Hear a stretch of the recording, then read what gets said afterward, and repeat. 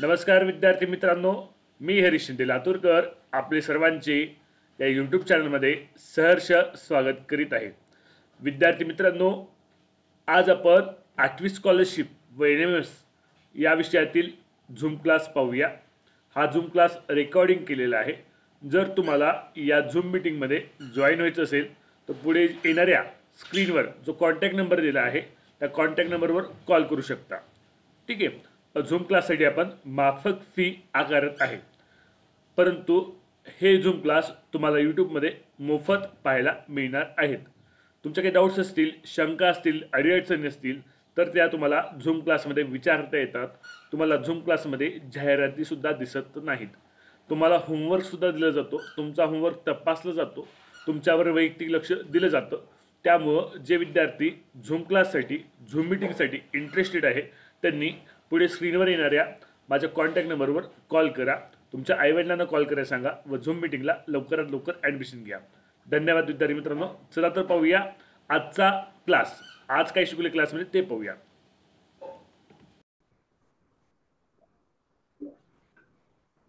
आजचा आपण वर्गवर्गमूळचा तिसरा भाग पाहत आहोत. काल आपण उदाहरणं बघितली होती, आजही आपण उदाहरणं पाहणार आहोत.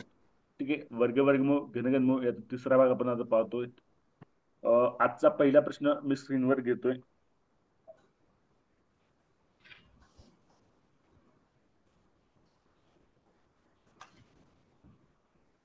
स्क्रीनवर आहे. जर जर 484 गुणिले 144, जर 484 गुणिले 144 बरोबर 69,696, तर वर्गमुळात 69,696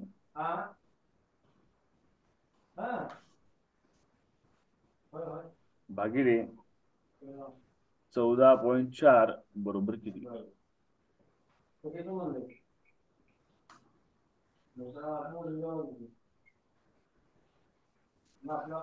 ओके. हा, तर आपण आता प्रश्न बघूया. काय करावं लागेल पहिल्यांदा, तर आपल्याला काय करायचंय, तर आपल्याला भागाकार दिलाय, दोन दशांश अपूर्णांक संख्येचा भागाकार दिलाय. कोणत्या दोन संख्येचा भागाकार दिलाय, तर 69.696 भागिले 14.4. म्हणजे आपल्याला याचं उत्तर काढावं लागेल आणि त्या उत्तराचं वर्गमूळ काढावं लागेल. इथपर्यंत कळतंय? इथपर्यंत कळतंय का? 69.696 144 ही वर्गसंख्या आहे. 69,696 ही वर्गसंख्या आहे का, हे पाहण्याची गरज नाही. ते शॉर्टकट होतंय. कसं होतंय ते पाहूया. आता बघा, 484 गुणिले 144 बरोबर 69,696. ठीक आहे. मग मी याला असं लिहू शकतो का? बघा, मी असं लिहू शकतो का, 484 लेफ्ट हँड साईडला तसंच ठेवलं आणि हे जे गुणिले 144 आहे, गुणिले 144 आहे, ते काय घेतलं मी राईट हँड साईडला घेतलं आणि भागिले घेतलं. असं लिहू शकतो का मी?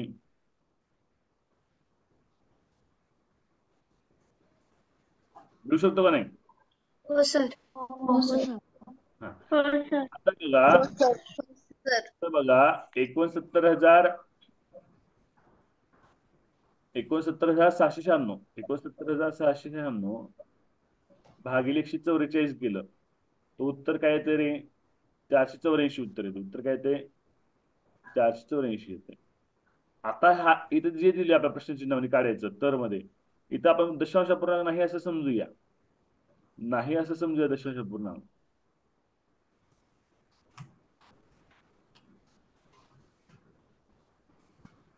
बरोबर आहे.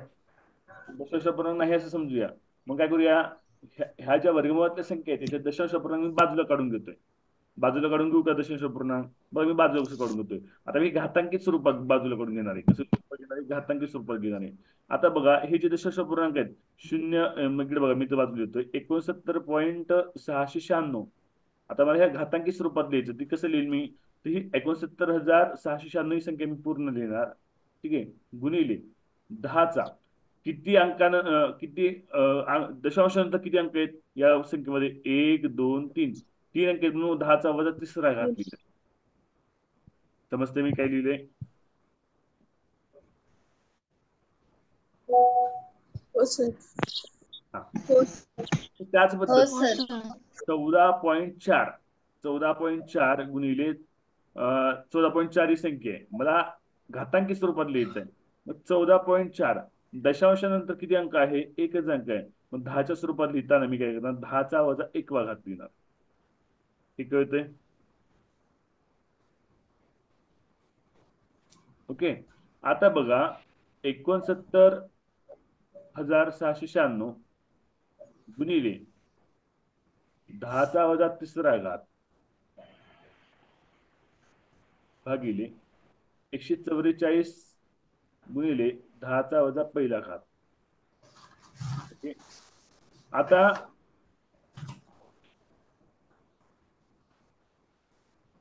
69,696 भागिले 144 याचं उत्तर काय आहे तरी आपल्याला? 484. 484. लिहू द्या 484. 484. ठीक आहे. आता इकडे बघा 10चा वजा 3रा घात हा 10चा वजा 1वा घात भाग करत आहे. तो जर वरी आला अंशामध्ये आला तर आधी आपला एक फॉर्म्युला बघा घातांक. तुम्ही 7वीला घातांक शिकलाय ना? घातांकाचे फॉर्म्युले शिकले तुम्ही 7वीला. काय फॉर्म्युला रे? ए हो. 1/a वजा m असेल. जर ह्याचा घातांक अंशात घ्यायचा असेल तर ह्याचा काय होतो? एचा m वा घात होतो. म्हणजे निगेटिव्ह घात कसं तो अंशाला पॉझिटिव्ह होतो. समजते ना सर या? हो सर. हा. तर मग आता 10चा वजा 1 छेदामध्ये आहे. जर त्याला मी अंशात घेतलं तर 10चा अधिक 1 वा घात होतो. बरोबर आहे? आता 484 484 ठेवूया आपण. आता मला सांगा या दोन घातांकित संख्या आहेत त्यांचा गुणाकार आहे. दोन घातांकी संख्याचा गुणाकार असेल A raise to M into A raise to N तर त्या घातांकी संख्येची काय होते रे? बेरीज. बेरीज होते. त्याच पद्धतीने 10चा वजा 3रा घात गुणिले 10चा पहिला घात यांची काय होणार? घातांकी संख्येची बेरीज होणार. -3 अधिक 1 काय राहते सांगा? -3 अधिक 1 उत्तर काय येते? -4.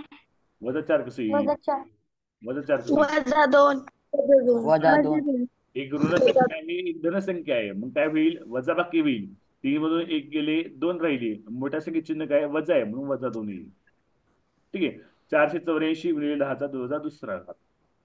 आता याचं वर्गमूळ काढायचंय. 484 चं वर्गमूळ काय येतं सांगा? 22 येतं. 22. आणि 22. 10चा वजा 2रा घातचं वर्गमूळ काय येतं? 10चा वजा पहिला घात. ठीक आहे. हे 10चा वजा 2रा घाताचं वर्गमूळ 10चा वजा पहिला घात कशाला कळते का तुम्हाला? तर कुणाला कळालं नाही मी थोडं फोड करून सांगतो कळालं नसेल तर. इकडे बघा 10चा वजा पहिला घात म्हणजे काय? 10चा वजा पहिला घात म्हणजे 0.1. ओके कळतंय का? 0.1चा जर आपण वर्ग केला तर काय तरी 0.1 गुणिले 0.1 काय तर 0.001. याचा अर्थ काय असतो? 10चा वजा 2रा घात. कळलं का? मग 10चा वजा 2रा घातचा वर्गमूळ काय येतो? 10चा वजा पहिला घात. हा बोला. सर हा तिथे तुम्ही स्टेप केली आहे ना वर्गमूळ चिन्हात 484 गुणिले 10चा वजा 3रा घात गुणिले 10चा वजा पहिला घात. हा हा पण तिथे तर वरती आहे ना 10चा वजा 3रा घात मग तो खाली का घेतला? वरती नाहीये. मी 10चा वजा 1 घात छेदात होता त्याला मी अंशात घेतलं. छेदात काही राहिलंच नाही ना. इकडे बघ 69,696 भागिले 144 याच्याऐवजी आपण 484 लिहिले इथं. ठीक आहे. 10चा वजा 3रा घात अंशातच आहे. 10चा वजा पहिला घात छेदात होता त्याला मी अंशात घेतलं. अंशात घेताना घातांकाचा नियम वापरला. ठीक आहे. हा 10चा वजा 1 वा घात छेदामध्ये वजा होता. अंशातला 10चा पॉझिटिव्ह 1 झाला. कळलं का? नेहा हा, हा. समजते? नेहा आ, समजतंय का? हो सर. हो. हा ओके. आणि घातांकाची ज्यावेळेस गुणाकार असतो त्यावेळेस काय करतो आपण? बेरीज करतो. 10चा वजा 3 गुणिले 10चा पहिला यांची जर बेरीज केली तर काय येतं? 10चा वजा 2रा येतं. मग आता 484 गुणिले 10चा वजा 2रा घात याचं वर्गमूळ काढायचंय. 484 वर्गमूळ 22 आलं. 10चा वजा 2रा घातचं वर्गमूळ काय येतं? 10चा वजा 1 येतं. समजा 10चा वजा चौथा घात असेल त्याच्या वर्गमूळ काय येतं रे? 10चा वजा दुसरा घात येतो. समजा 10चा वजा 10वा घात असेल त्याच्या वर्गमूळ काय येतं? 10चा वजा 5वा घात येतो. निमपट येत असते घातांकाची वर्गमूळ काढताना. लक्षात घ्या. इथे लक्षामध्ये घातांकी संख्येचं वर्गमूळ काढताना दिवशी निमपट येत असते. मी जे म्हटलं सर 10चा वजा 100वा घात त्याचं वर्गमूळ काय येतं? 10चा वजा 50वा घात. हा बोल स्वराली. सर हा हा आणि आपण तिथं डायरेक्ट तिथं भागाकार करायचा आहे ना, मग वरती 3 सोडून आहेत आणि खाली 1 दशांश चिन्ह. हा तुम्ही तसंही करू मग शकता. वरती 3 वजा आहे, खालचा त्यांची 1 आहे. वजाबाकी केली मग 2 येणार आणि मग 2 मधून एक म्हणजे त्याची निमपट 1 येणार, त्यामुळे 2.2 येणार. तसंही चालतंय. आता मला तुम्हाला घातांकित स्वरूपामध्ये शिकवायचं आहे. घातांक आपल्याकडे धडा येणारच आहे म्हणून मी घातांकित स्वरूपात घेतले. तुम्ही जे करताय त्या पद्धतीने करता येतं, अजून सोप्या पद्धतीने करता येतं. तर मला तुम्हाला घातांक पण शिकवायचं आहे. त्यामुळे मी आता घातांक तुम्हाला इंट्रोड्यूस करतोय हळूहळू. घातांक हा टॉपिक तुम्हाला हळूहळू मी इंट्रोड्यूस करतोय. ठीक आहे. घातांकी स्वरूपात सोपं जातं. ज्यावेळेस तुम्ही 11वी-12वीला जाता, 11वी-12वी नंतर तुम्ही नीट जेई करता, त्यावेळेस तुम्हाला अशी दशश अपूर्णांकाची भागाकार खूप फास्ट करावं लागतात, त्यापेक्षा फास्ट करावं लागतात. त्यावेळेस तुम्हाला ही पद्धत सोपी जाते घातांकित स्वरूपातली. ओके. आधी पहिल्यांदा तुम्ही बघताय म्हणून तुम्हाला अवघड वाटते, पण ज्यावेळेस याची प्रॅक्टिस होईल तर तुम्हाला खूप फास्ट होईल. मी हे काही लिहितच नाहीये, तसं की मी जसं कॅल्क्युलेशन करतो तसं मी लिहत बसत नाही, मी तोंडीच करतो सगळं. मला हे तोंडीच होतं सगळं. उत्तर सर करतो मी डायरेक्ट. हा बोला. सर आपण चौथ्या स्टेपला 10चा घातांक 2 असं का घेतलंय? इकडे बघ, आपण ही जी तिसरी स्टेप आहे 10चा वजा तिसरा घात गुणिले 10चा पहिला घात, हे सोडवलंय आपण. हा घातांकी संख्याचा काय गुणाकार आहे. मग घातांकाची काय होणार? बेरीज होणार. -3 अधिक 1 इथे लिहिले बघ मी बाजूला. -3 अधिक 1 काय झालं? 10चा वजा दुसरा घात झालं. ओके. हो सर. हा मग आता याचं वर्गमूळ काढलं 22 म्हणजे 10चा वजा 1 घात. मग 22 म्हणजे 10चा वजा 1 घात पर्यायमध्ये नाहीये. पर्यायमध्ये काय आहे? 2.2 आहे. मग 10चा वजा 1 घात म्हणजे याचा अर्थ काय? त्या संख्येला 1 अंकाचा आपण दशांश देऊ शकतो. ठीक आहे. म्हणजे 2.2. उत्तर काय आलं आपलं? 2.2. हो सर समजलं. लिहून घेतलं सर्वांनी? हो सर. हो सर.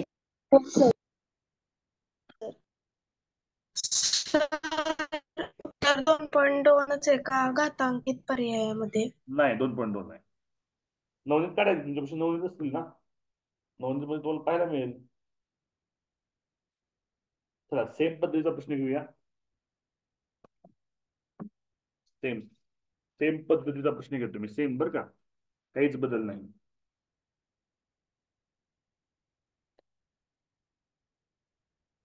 थोडी वेगळ्या पद्धतीने शिकवतो, अजून थोडी सोपी करता येईल का आपण बघूया.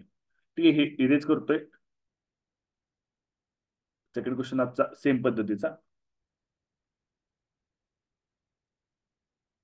जर जर 441 गुणिले 144 बरोबर 63,504 तर तर वर्गमुळात 63,504 0.00441 बरोबर किती?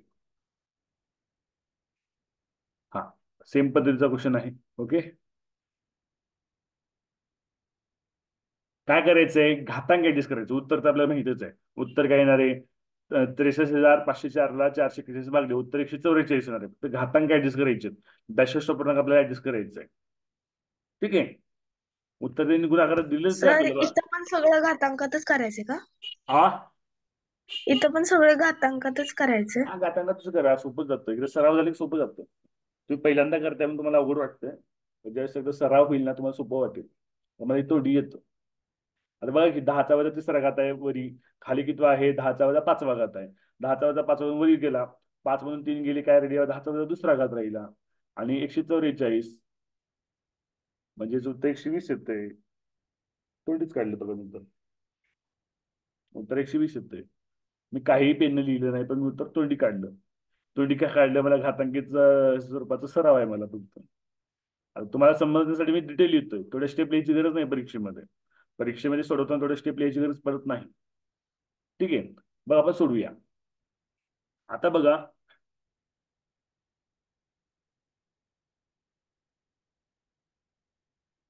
आपल्या काय दिले रे, 63,504 भागिले 441 केलं, तर उत्तर काय यायला पाहिजे सांगा रे? 144 यायला पाहिजे. ओके, इथपर्यंत मान्य तुम्हाला? इथपर्यंत काही अडचण नाही. हा, आता बघा, हे वर्गमुळामध्ये काय आहे? 63,504 किती अंक आहेत रे? दशांशानंतर 3 अंक आहेत, म्हणून मी घातांकी स्वरूपात लिहिताना 10चा वजा तिसरा घात लिहिला. ओके, हे समजते? लक्षात सर्वांचं? हो सर. भागिले 441. 441 मध्ये पॉईंट नंतर किती अंक आहेत? 1 2 3 4 5 5 अंक आहेत, म्हणून 10चा वजा 5वा घात लिहिला. आता बघा फास्ट होते, तुम्हाला समजते आता फास्ट. आता बघा वर्गमुळामध्ये 63,504 भागिले 441 याचा अर्थ काय? 144 होते. बरोबर आहे, मी 144 लिहिलं. मी कशा जागी? ह्याच्या जागी. याच्या ऐवजी काय लिहिलं मी? 144 उत्तर लिहिलं. हे आपल्याला दिले ना, गुणाकार भागाकार करून दिले आपल्याला. आता बघा 10चा वजा तिसरा घात, 10चा वजा 5वा घात छेदामध्ये आहे इथला, तो अंशामध्ये गेला, काय होतो? वजाचं काय होणार? अधिक होणार. 10चा अधिक 5वा घात होणार. समजते इथपर्यंत? आता म्हणजे बघा सर सांगा, तिथं गुणाकार व्यस्त करायचं ना? गुणाकार व्यस्त नाही. ज्यावेळेस आपला घातांकाचा नियम आहे, काय नियम आहे? ए चा वजा 1 वजा m वा घात जर असेल, तर जर अंश घेतलं तर काय होतं? त्याचा घातांक काय होतो? धन होतो. हा घातांकाचा नियम आहे. 7वीला झालाय ना तुम्हाला? हो घातांकाचा नियम तुम्ही 7वीला शिकलाय ना? हो हा, तर त्या नियमानुसार झालं. 10चा वजा 5वा घात काय होतं? वजा होतो छेदामध्ये. ज्यावेळेस तुम्ही त्याला अंशात घेतलं त्यावेळेस तो काय झालं? अधिक 5 झालं. आता घातांकी संख्याचा काय होणार? गुणाकार होणार. घातांकी संख्याचा गुणाकार करताना काय होतं? घातांकाची काय होते सांगा? बेरीज. बेरीज. हा, मग 5 वजा 3 काय येते सांगा?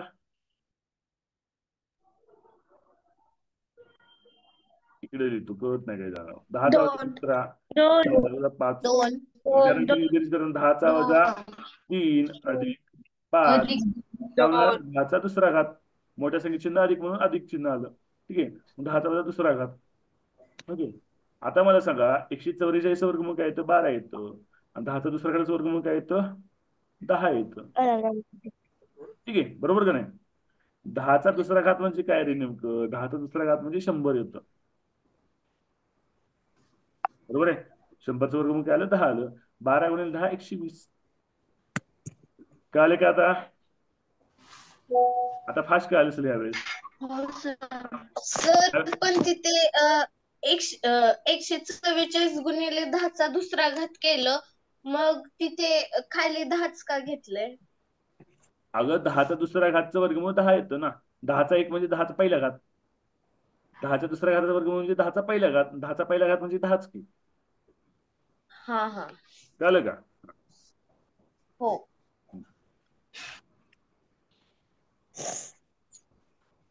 लिहून घेतलं? आता मागच्या गणितापेक्षा हे तुम्हाला चांगलं समजलं असेल, लवकर समजलं असेल, आहे का नाही? पाना हलवा की दिसताय तुम्ही मला, प्रत्येकाने हो म्हणायची गरज नाहीये. मान जरी हलवली तर मी पाहतोय तुमचे व्हिडिओ, त्यामुळे व्हिडिओ ऑन करून ठेवायचं शक्यतो. ओके, फारसे समजलंय? हा, विचारा प्रश्न. हा, तुला काही प्रश्न आहे? नाही ना? ठीक आहे, आपण जाऊया पुढच्या प्रश्नाकडे. थोडं पान दे.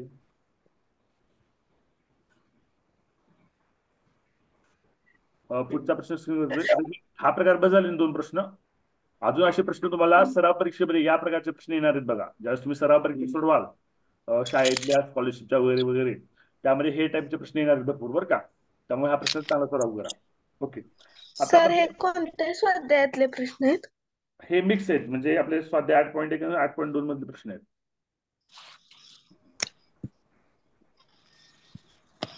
पहिला प्रश्न हा, आजचा पहिला प्रश्न हा 8.2 मधला होता, आणि दुसरा प्रश्न होता जो तुम्ही दुसऱ्या पुस्तकातून घेतला होता प्रॅक्टिस करण्यासाठी आपल्याला.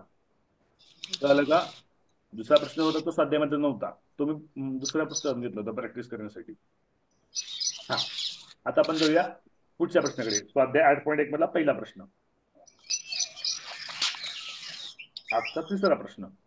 जर जर वर्गमुळात 12 चा घात आहे 3m वजा 2, 12 चा घात आहे 3m वजा 2, म्हणजे 12 चा घात आहे बरं का. हे 3m वजा 2 काय आहे? 12 चा घात आहे. ओके, बरोबर 12 चा वर्ग. तर m बरोबर किती?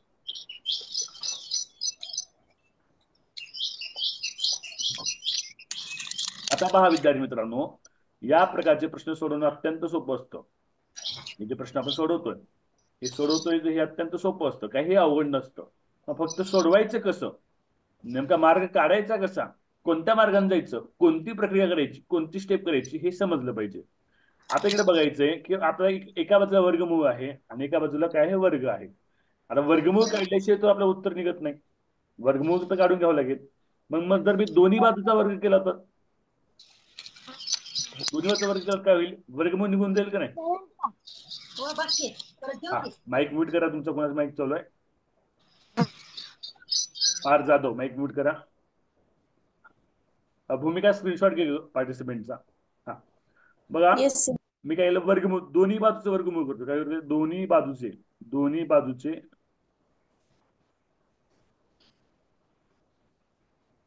वर्ग करून.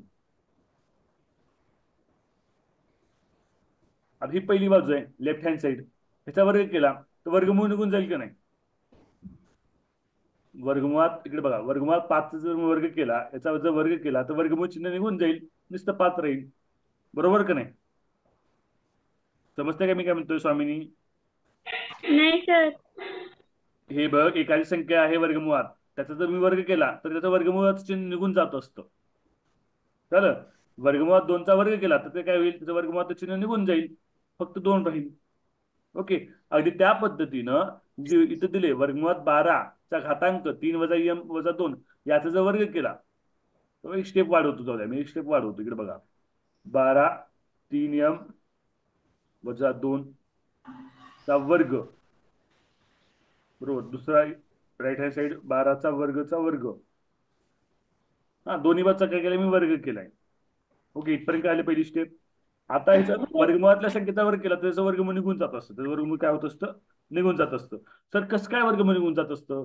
जर एखादी संख्या वर्गमुळात आहे याचा अर्थ त्याचा घातांक 102 असतो. लक्षात घ्या. बघा, आता वर्गमुळात दोन्ही संख्या वर्गमुळात आहे तर त्याचा घातांक काय असतो? 102 असतो.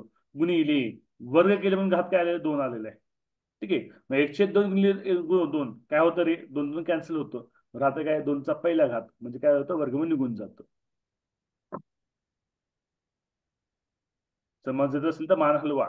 रुचा. समजलं सर. हा हा, नाही समजलं सर. इकडे बघा, एखादी संख्या वर्गमुळात आहे, समजा एखादी वर्गमुळात 5 आहे, वर्गमुळात 5 आहे याचा अर्थ त्याचं घातांक काय असतो? 102 असतो. वर्गमुळाचा घातांक काय असतो? 102 असतो. त्याचा मी वर्ग केला म्हणजे गुणिले 2 केलं, बरोबर आहे. त्याचा वर्ग केला म्हणजे काय केलं? गुणिले 2 केलं. मग 2 2 कॅन्सल झालं, राहिले काय? 5चा पहिला घात म्हणजे 1 राहिलं. म्हणजे काय? वर्गमुळात 5चा वर्ग केला तर काय राहतंय? नुसतं 5 राहतंय. पण कळालं का? सर, हा, 5चा 1/2 घात 1/2 म्हणजे निम्म असतं ना? नाही नाही, ते घातांक आहे, निम्म नसतं. 5चं निम्म नाही केलं ते, तू घातांक आहे ते 5चा. निम्म म्हणजे वर्गमूळ. वर्गमुळाचा अर्थ अंडर 1/2 होतो घातांक. कळालं? हम्म. हा, मग ते घातांक केल्यानंतर कसं राहतं तुम्हाला मॅथमॅटिकली मी समजावून सांगितलं. हा, वर्गमुळाचा जर वर्ग केलं तर काय राहतं? तीच संख्या राहते. ठीक आहे, आता बघा इथं वर्ग आपण मांडले, आपण प्रश्नाकडे येऊया. हा, मग वर्गमुळात 12 3m वजा 2 याचा जर वर्ग केला तर काय राहतं रे? 12 3m वजा 2. ही स्टेप समजली आहे? बरोबर. आता इकडे काय रे? 12 2 सर, कोणत्याचा वर्ग? हा, तसा वर्ग लावता येतो त्याला? कशाला? म्हणजे इथं 12 हो, 3m लावता येतो, लावता येतो. -2 ला वर्ग लावता येतो? हो, लावता येतो, लावता येतो. पूर्ण पूर्ण ह्याला वर्ग लावलाय मी, पूर्ण ह्याला. ठीक आहे, पूर्ण वर्गमूळाला वर्ग लावता येतो. हा, आता 12चा वर्ग गुणिले वर्ग आहे बघा. मग वर्गाचे काय होतं, 2 गुणिले 2 काय होणार 4, 12चा चौथा घात होणार. झालं. हे इथं बघा 12 2 गुण. आता घातांकाचा काय नियम आहे, A raise to M raise to N जर असेल तर काय असतं रे, A raise to M into N असतं. हे सूत्र आहे घातांकाचं. या सूत्रानुसार काय होतं, 12चा वर्ग कंसाचा वर्ग तर काय होणार 12चा चौथा घात होणार. समजते का इथपर्यंत? माना हलवा, तुमची माना दिसत आहेत, बोलायची गरज नाहीये. हा, आता बघा, आता दोन्ही बाजूनं पाया कसा आहे रे घातांकाचा, समान आहे. पाया कसा आहे, समान आहे. इकडे पण 12 आहे, इकडे पण 12 आहे. आहे का, आहे का नाही? हो. पाया समान असेल तर घातांक पण समान असतात. पाया पाया समान असेल, घातांकित संख्येचा पाया समान असेल, पाया समान असेल तर घातांक कसे असतात, तर घातांक समान असतात. घातांक समान असतात.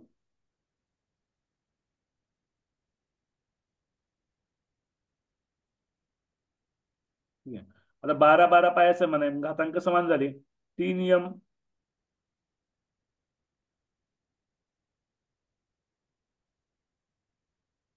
हा 3 यम वजा 2 बरोबर 12चा चौथा घात. ठीक आहे. Sorry 1 minute. हा, घातांक काय रे, इकडल्या 12चा घातांक आहे, इकडल्या घाताचा 3 यम वजा 2 आहे. मी घातांक समान घेतले, इकडे घात काय 4 आहे. 3 यम वजा 2 बरोबर 4. ही स्टेप कशी मांडली ती समजले कुणाला काही अडचण असेल तर आत्ताच विचारा.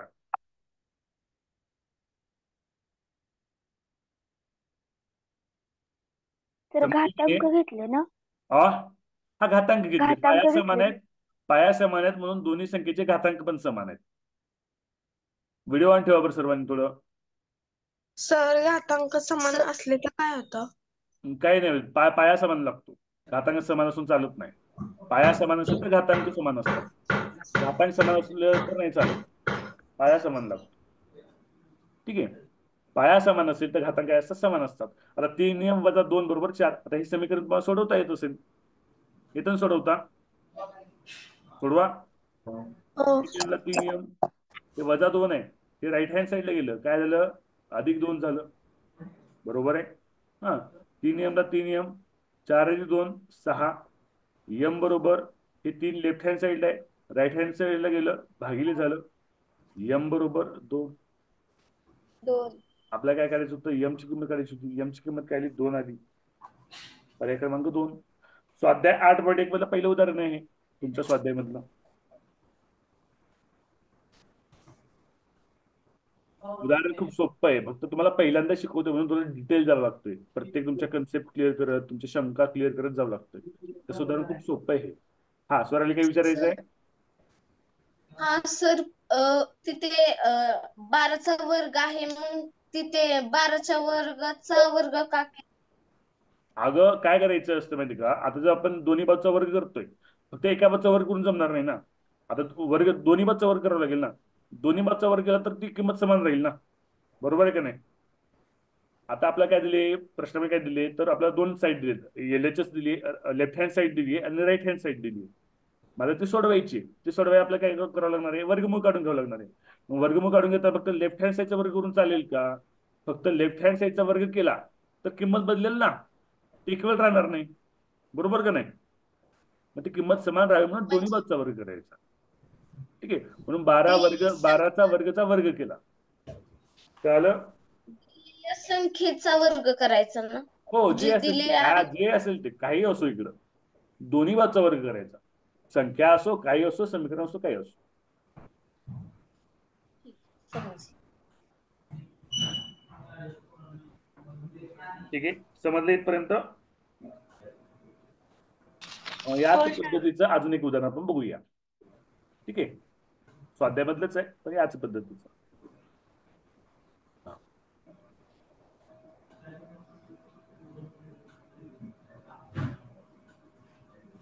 जर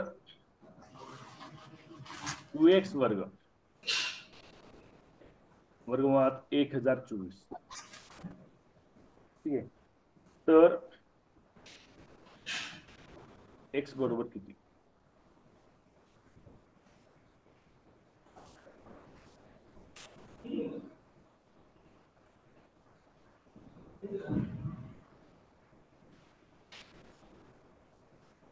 सोपं एक्झाम्पल आहे, मागच्या एक्झाम्पल पेक्षा सोपं एक्झाम्पल आहे. हे सोडून दाखवू. काय करायचं पहिल्यांदा, आता 1024 वर्गमूळ निघते का सांगा रे मला. 1024 ही कोणत्या संख्येचा वर्ग आहे?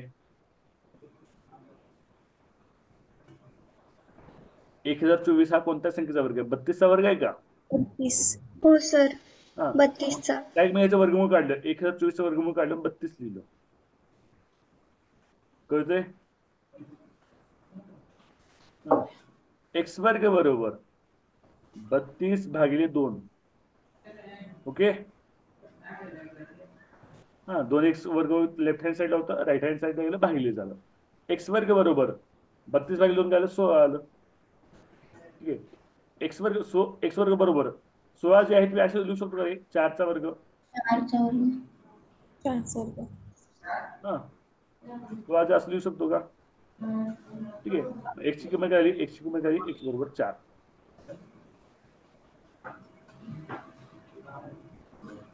समजलं हे उदाहरण? हो सर. सोपं नाही हो. पहिलं. ठीक आहे, अजून त्या पद्धतीचे एक्झाम्पल आहेत का बघू आपण. त्या पद्धतीचे पण एक्झाम्पल घेऊ अजून.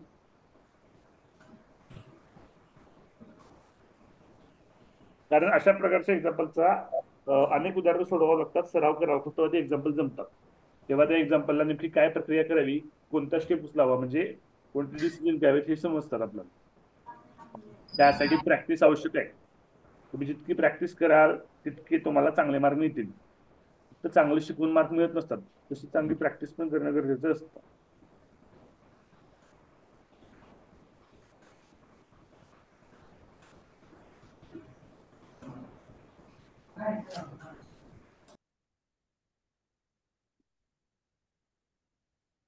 मार्गदर्शिकेमध्ये खूप सोपे सोपे प्रश्न दिलेले आहेत. हा आपण जाऊया अशाच प्रकारच्या पुढच्या प्रश्नाकडे. ओके.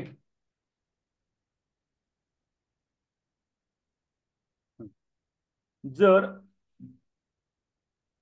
जर 81 बरोबर 27x तर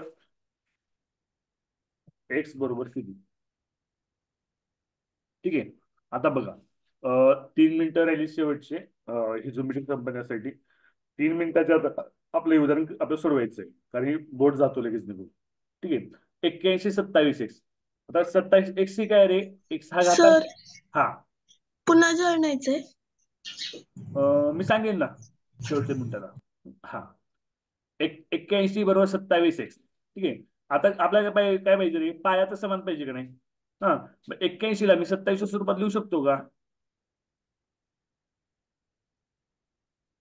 किंवा 27 ही कोणत्या संख्येचा घन आहे सांगा बरं? 3. 3. 3चा. आणि 81 ला मी 3च्या घातांक. 27 ला काय मिळतं? 3चा घन असतो. 27 ला काय लिहिलं मी? 3चा घन लिहिला. हा 3चा घन आणि एक्स घातांक म्हणून 3x झाला. हे कळालं का? आता 81 ला आपण 3च्या स्वरूपात लिहू शकतो का रे? हो. हा 81 म्हणजे कितवा घात असणार आहे 3चा? 6. चौथा. चौथा घात असणार. 81 म्हणजे 3चा चौथा घात आहे. 4. पाया समान झाले.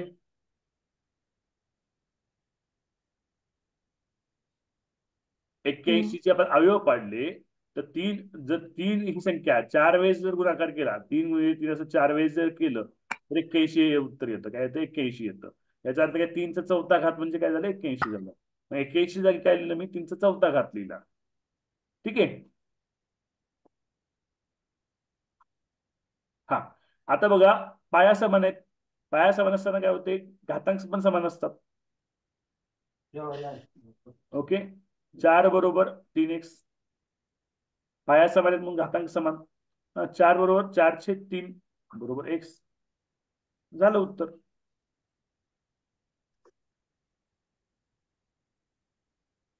समजतंय स्वामिनी?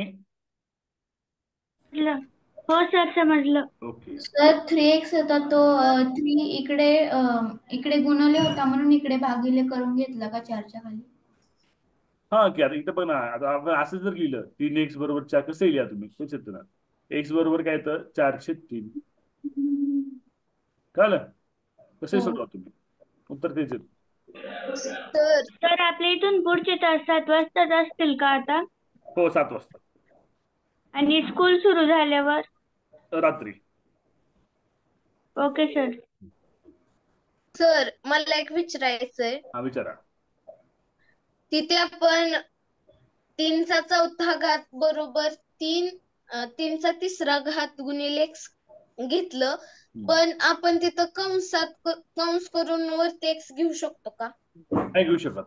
ते 3चा तिसरा घात आणि x गुणाकार होतो ना. आणि कंस करून घेतलं तर तेच येतं.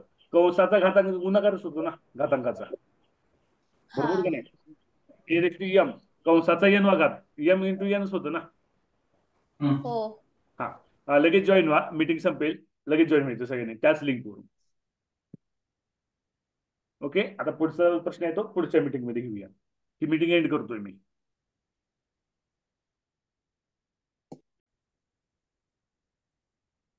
पुढचा प्रश्न अगदी याच पद्धतीचा थोडासा बदल आहे. जर जर 5 गुणिले 5 चा वर्ग वजा 5 गुणिले 4 चा वर्ग बरोबर m चा वर्ग, तर m बरोबर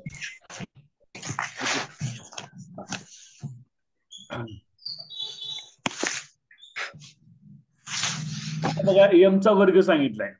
हा तर आपल्याला m ची किंमत काढायची आहे. पहिल्यांदा मी ही जी संख्या आहेत 5 गुणिले 5 चा वर्ग 5 गुणिले 4 चा वर्ग ही संख्या सोडून घ्यावी लागतील. ठीक आहे. आता बघा 5 गुणिले 5 चा वर्ग 5 गुणिले 5 काय होतं रे 25. 25 चा वर्ग 5 चौकी होतं रे 20. 20 चा वर्ग बरोबर m वर्ग. पहिली स्टेप तुमच्या लक्षात आली सर. ईश्वरी आली ना लक्षात. ईश्वरी जानवर. हा लक्ष द्या. 25 चा वर्ग किती आहे 625 वजा 20 चा वर्ग किती आहे 400. 400. लाईट नाही होता. बरोबर m चा वर्ग. 625 वजा 400 किती झाले सांगा. 225. 225. 225 कशाचा वर्ग आहे रे 15चा. 15चा. 15चा वर्ग बरोबर m वर्ग. आता घातांक समान झाले म्हणजे पाया काय असणार आहे समान असणार आहे. m बरोबर 15. समजले.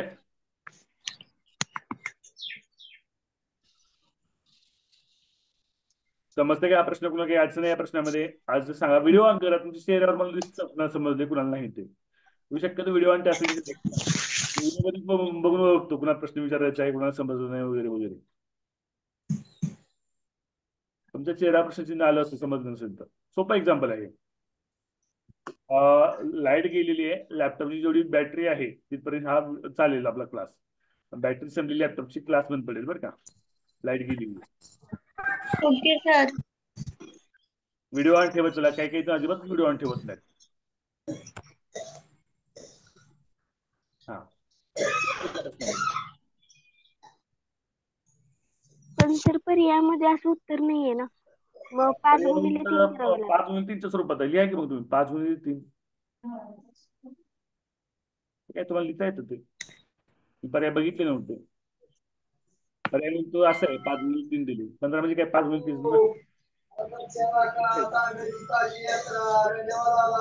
एक मिनिट ठेवा. नेहा बर्गे.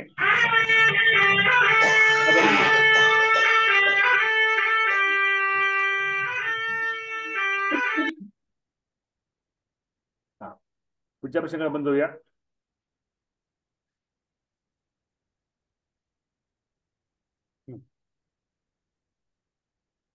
8.2 मध्ये आता फक्त एकच प्रश्न राहिले आपला. आणि 8.1 मधले आपले 3च प्रश्न राहिले फक्त. ते प्रश्न आपण घेऊन टाकूया आजच्या तसं, थोडं जास्त वेळ का होईना. 8.1 आणि 2 सगळं संपतं आज. ठीक आहे. आता प्रश्न टाईप केलेले नाहीत. तुमच्याकडे पुस्तक आहे 8वी स्कॉलरशिपचं 9वीचं पुस्तक घेतलंय सर्वांनी? काढा काढा पुस्तक काढा. पुस्तक काढा. पान नंबर 245. 8.1 मधलं दुसरं उदाहरण. तुम्ही थोडा वेळ पुस्तक काढण्यासाठी. सर्वांनी पुस्तक काढा. गणित आहे. आता जर जुनं पुस्तक असेल तर वेगळा क्रमांक असेल त्यामध्ये. इयत्ता 7वी मध्ये जितके विद्यार्थी होते तितकेच रुपये प्रत्येक विद्यार्थ्याने वर्गणी दिली. यामध्ये वर्ग शिक्षकांनी 91 रुपये घालून एकूण 2116 अंध कल्याण निधीसाठी मुख्याध्यापकांकडे जमा केले. तर प्रत्येक विद्यार्थ्याने किती रुपये वर्गणी दिली? बरोबर आहे. सर पेज नंबर किती आहे? पेज नंबर जर 24 पुस्तक असेल तर पेज नंबर 245 आहे. आता बघा, एक वर्ग आहे 7वीचा. त्या 7वीच्या वर्गातल्या प्रत्येक मुलांना पैसे दिलेत. म्हणजे समजा त्या वर्गात 70 मुलं आहेत तर 70 जणांनी पैसे दिलेत. आणि कसे दिलेत पैसे? जितके विद्यार्थी तितकेच रुपये दिलेत. वर्गात आता 70 मुलं आहेत तर 70 मुलांनी 70 रुपये दिलेत. याचा अर्थ काय? त्या वर्गात एक्स विद्यार्थी आहेत. एक्स विद्यार्थी किती रुपये दिलेत? एक्स रुपये दिलेत. कळतंय का? त्या वर्गात एक्स विद्यार्थी आहेत. किती रुपये दिले? एक्स रुपये दिलेत. त्यामध्ये वर्ग शिक्षकांनी किती रुपये घातलेत? 91 रुपये घातलेत. तर त्यांची एकूण बेरीज काय झाली? अंध कल्याण निधीची बेरीज झाली 2116 झालेली आहे. ही मान्य समजली का सगळ्यांना? श्रीराज. हो सर. यश कुठे? यश येत नाहीये.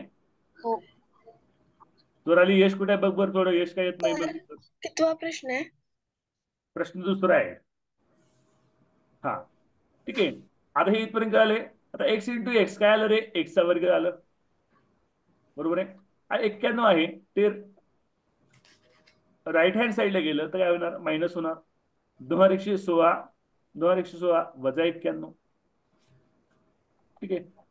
एक्स वर्ग बरोबर 2116 वजा 91. सांगा वजा करून मला. 6 मधून 1 गेले 5. 2025 गेले 2025. 2025 कोणत्या संख्येचा वर्ग आहे? 45. याचा अर्थ काय? त्या वर्गामध्ये किती विद्यार्थी आहेत एकूण? 45 विद्यार्थी. सुटलं उत्तर. त्या प्रत्येक विद्यार्थ्याने किती रुपये जमा केलेले आहेत? 45. 45 रुपये.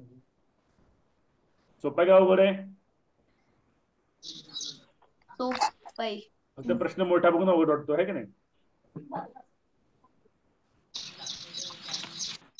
ठीक आहे. आता 8.1 मधला आपण चौथा प्रश्न बघणार आहोत. 8.1 मधला चौथा प्रश्न. ठीक आहे. सर्वांनी पुस्तक काढले. पुस्तक घेतलं नसेल तर 8वी स्कॉलरशिपचं 9वीचं पुस्तक घ्या सर्वांनी. आपण त्यातूनच जास्त एक्झाम्पल घेतोय. आपल्याला जर प्रॅक्टिसची आवश्यकता वाटली तर मी बाहेरच्या पुस्तकाला दुसरं एक्झाम्पल घेतो. ठीक आहे. हा तर 8.1 मधला चौथा प्रश्न. मी तोंडी वाचतोय प्रश्न. प्रश्न काही टाईप केलेले नाहीत ऑलरेडी. 1296च्या वर्गमूळाच्या 1296चं वर्गमूळ 1296च्या वर्गमूळाच्या वर्गमूळातून 1296च्या वर्गमूळातून 625च्या वर्गमूळाचे वर्गमूळ वजा केले. बर 1296च्या वर्गमूळातून हे बघा 1200 याचं वर्गमूळ त्याचं वर्गमूळ मांडणी बघा मी कसं करतो. इकडे बघा 1296च्या वर्गमूळाच्या म्हणजे पहिल्यांदा 1296 वर्गमूळ घेतलो च्या वर्गमूळातून म्हणून अजून एक वर्गमूळ घेतलं मी. 2 वर्गमूळ घेतले. समजतंय का? लिहून घेत असताना शिकवताना पण लक्ष द्या. वर्गमूळातून काय केलं? 625च्या वर्गमूळाचे वर्गमूळ वजा केले. हे वर्गमूळाचे वर्गमूळ 2 वर्गमूळ म्हटलं 2 वर्गमूळ घेतले. आता पुढील पैकी कोणतं वर्गमूळ शिल्लक राहतं म्हणजे तो पुढील पैकी कोणत्या संख्येचे वर्गमूळ शिल्लक राहते असं म्हटलं. हे सोडवायचंय. 1296चा वर्ग काय तू सांगा? 1296 कोणत्या संख्येचा वर्ग आहे? 35चा वर्ग आहे. 36चा वर्ग आहे 1296. 36 सर. हा, मग 1296 ह्याची वर्गमुळात 1296 आहेत ना, याचं जे वर्गमुळात काढलं तर काय तर 36 येतं. 36 येतं वजा. बॅटरी लो झाली, हे लास्ट एक्झाम्पल असेल आपलं. लाईट नाहीये, लाईट अजून आली नाहीये, लॅपटॉपची बॅटरी लो झालेली आहे. वर्गमुळात 625 त्याचं वर्गमूळ काढलं तर काय तर सांगा. 25. 25. यांचे काय करायचे, परत वर्गमूळ काढायचे. 36 वर्गमूळ काढलं तर काय येतं 6. वर्गमुळात 25 वर्गमूळ काढले तर काय येतं 5. 5. वजा 5. 1. उत्तर काय आलं 1. तर कोणत्या संख्येचं वर्गमूळ शिल्लक राहतं? 1 या संख्येचं वर्गमूळ शिल्लक. 1 या संख्येचा. ओके, ठीक आहे. आता 1-2 प्रश्न राहिलेत. प्रश्न 5वा तेवढा आपण सोडून दिला नाही, स्वाध्याय 8.1 मधला. 8.2 मधला प्रश्न पहिला आहे तेवढा आपण सोडून दिला नाही. याचा अर्थ आपण सगळं 8.1 8.2 सोडवलेला आहे. तर हे तुम्ही सोडवा. ठीक आहे, नाही सुटले तर मी उद्या सांगतो. ठीक आहे, थांबूया आपण. कोणा काही डाऊट शंका असतील तर विचारा अजून काही. उद्या परत 7 वाजता तास असणार आहे. ओके, हो सर. व्हिडिओ ऑन करा सर्वांनी पुढे 2 मिनिट. Okay sir. हा, आणि वेळेवर जॉईन होत चला. हा, आजचा होमवर्क आहे, आज शिकवलेले सर्व उदाहरणं सोडून पाहिजेत. आजचा होमवर्क आहे, आज शिकवलेले सर्व उदाहरणं सोडून पाहिजे. 8.1 8.2. त्याचबरोबर नवनीत मध्ये नमुना प्रश्न आहेत, जवळपास 10 नमुना प्रश्न आहेत. ते 10 नमुना प्रश्न पण सोडून पहा. त्यातला एखादा प्रश्न समजला असेल तर सांगा, मी उद्या समजावून सांगतो. ठीक आहे, नवनीत मध्ये 10 नमुना प्रश्न आहेत, ते 10 नमुना प्रश्न सुद्धा सोडून पहा. त्यातला एखादा दुसरा प्रश्न समजला असेल तर सांगा, मी तुम्हाला सोडून दाखवतो. ठीक आहे, आजचा होमवर्क काय आलाय, नवनीत मधले 10 नमुना प्रश्न सोडवणे आणि 8.1 स्वाध्याय आणि 8.2 स्वाध्याय परत सोडवणे. ओके, आपण थांबूया. सर उत्तर सोडवून पाठवायचं की फक्त पर्याय क्रमांक पाठवायचा तुम्हाला? स्पष्टीकरण असेल सोडवायचं, आपण कसं सोडवतो तसं सोडवायचं. हो. फोटो पाठवायचे. एंड करतोय. म्हणजे मी मागे तुम्हाला पाठवले होते तसेच ना? हो हो, ओके सर. मीटिंग एंड करतोय. तुला काही अडचण शंका अजून काही? तुझे आज अभ्यास चालू आहे ना? हो सर. समानार्थी शब्द केले का? नाही झाले अजून. का रे, समानार्थी शब्दाची तारीख काय होती? समानार्थी शब्दात विरुद्धार्थी शब्द करायला सुरुवात करा. 5वी ते 8वीच्या सर्व पाठ्यपुस्तकातले व्हिडिओ विरुद्धार्थी शब्द सुरू करायला. ठीक आहे, पॅरलली मराठीचा पण अभ्यास करा, इंग्लिशचा पण व्होकॅब्युलरी पॅरलली सुरू करा. सुट्टीत वेळ भरपूर आहे तुम्हाला, त्यामुळे व्होकॅब्युलरी शब्दसंपत्तीवर भर द्या. पुन्हा शाळा सुरू झाल्यावर होत नाही, पुन्हा शाळा सुरू झाल्यावर करणं होत नाही. जे विद्यार्थी एनविषयी आहेत त्यांनी काय करा, 7वीचा इतिहास भूगोल आहे त्याच्या नोट्स काढून ठेवा, विज्ञानचे नोट्स काढून ठेवा. एनविषयी विद्यार्थी 7वीवर सुद्धा 5 एक प्रश्न येतात. नागरिकवर 1 प्रश्न असतो, 7वीच्या इतिहासावर 2 प्रश्न असतात, 7वीच्या भूगोलावर 2 प्रश्न असतात एनएमएसला. ते त्यामुळे 7वीचे पाठ्यपुस्तक आहे त्याचे नोट्स काढून ठेवा 8वी जाण्याच्या अगोदरच एनएमएसचे विद्यार्थी. हा, आपण मीटिंग एंड करूया. त्यामुळे एनएमएसचे विद्यार्थी काय करायचं, एनएमएसचे विद्यार्थी विज्ञान इतिहास भूगोल 7वीचे व्यवस्थित वाचायचे सुट्ट्यामध्येच परत एकदा. ठीक आहे, आणि तुम्हाला 8वीचे इतिहास भूगोलचे विज्ञानचे 1-2 टॉपिक होत असतील तर मराठी माध्यमातून करा. विज्ञान तुम्ही मराठी माध्यमातून करू शकता एनएमएस. ते पॅरलली सुरू करा एनएमएस विज्ञान आणि इतिहास भूगोल सुद्धा. गणित आपलं होतंय, बुद्धिमत्ता सुद्धा होतंय. बुद्धिमत्तेचा व्हिडिओ द्यायला सुरू करू का? एक दररोज एक व्हिडिओ देऊ का बुद्धिमत्तेचा मी? हो सर. मग दररोज एक व्हिडिओ आपण बुद्धिमत्तेचा देऊया. ठीक आहे, चार्जिंग संपले, मी मीटिंग एंड करतोय. सर तुम्ही व्हिडिओ हे YouTube वर देणार आहात का?